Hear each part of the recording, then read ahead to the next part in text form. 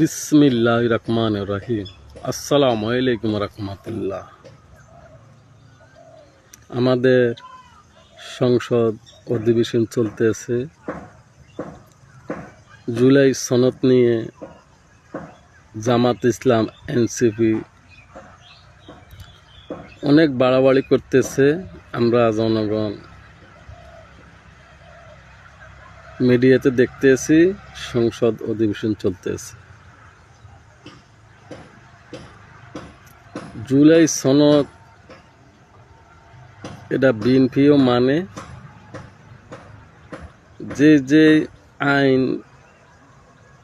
দেশের জন্য কল্যাণ হবে, ভালো হবে, ওই আইনগুলা জুলাই সনদে যুক্ত করা হবে। দেশের জন্যে যে আইন কারণ করলে ভালো হবে ওটাই মানা হবে। আর এনসিপি জামাত ইসলাম চাইতে আছে তাকে সুবিধাজনক সব কিছু হবে। এটা কি সম্ভব? একটা সরকার চলতে হইলে দেশের যে আইন কারণ দরকার, যে আইন কারণে দেশের জনগণের জন্য ভালো হবে, সরকারের জন্য ভালো হবে, ওইগুলো জুলাই সনদে যুক্ত করা হবে। এটা আমরা দেশের জনগণও মানি। জামাত ইসলাম এনসিপি চাইতে আছে তাকে সুবিধাজনক সব কিছু হবে। এটা কি সম্ভব? কখনো সম্ভব না।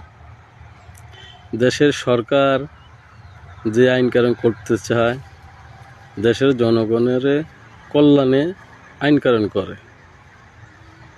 এটা তো জামাত হলো যুদ্ধ অপরাধী, তাদের জন্যে নতুন সব আইন কানুন করবে, পুরানো সব সংবিধান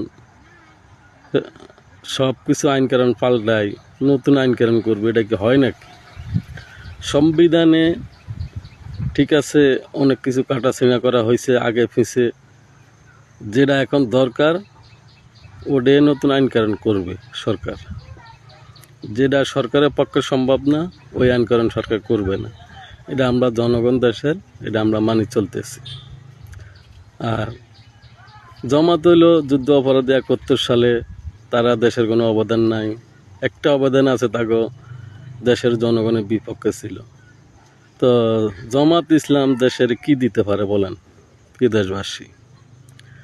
আমরা দেখতে আছি ইনশাল্লাহ বিএনপি সরকার ভালো মতন রাষ্ট্র চালাইতে আছে। সরকারে আমরা স্বাগতম, ধন্যবাদ জানাই। আর যেটা জামাতের বিপক্ষে যায় ওটা দিয়ে হেতারা 71 সালের গুচ্ছা জুলাই দিয়ে, তো এটা কি কখনো সম্ভব? জুলাই জায়গাতে আছে। 71 সাল হলো আমাদের স্বাধীনতার দেশের, এটা হইলো মেইন। দেশের 71 সাল স্বাধীনতা হইলো মেইন। আর 71 সালের জামাত ইসলাম জুলাই দিয়ে ঘুরতে চায়। জুলাই জায়গাতে আছে, ওটা হলো আমাদের স্বাধীনতা দেশের। সবাই ভালো থাকবেন, সুস্থ থাকবেন। আল্লাহ হাফেজ।